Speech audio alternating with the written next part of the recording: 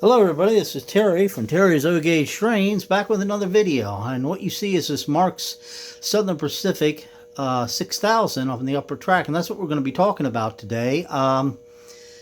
This started out as both these started out as dummies, but I put power to the power unit. Originally, if I could just show you, Hog, Pat, would you bring me that little motor sitting on the track there? Right here. This little motor right here. Just set it down here on the camera. If you'll notice, it started with this modified Marx micro motor that I used for a while to fit in there. And I then was able through Papaville to get a full-size motor to put in there, the original motor that goes in there. So that's what we used.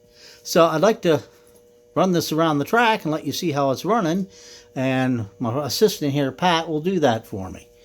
And I'll go down there, the middle one that says number 1 on it. Not the other one, the one in the middle. Turn that on. Now stop it and turn it the other way. You're going backwards. Turn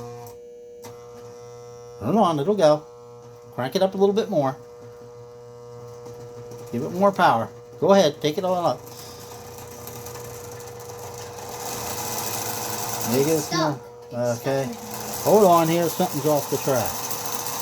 Hold on, let's help her out.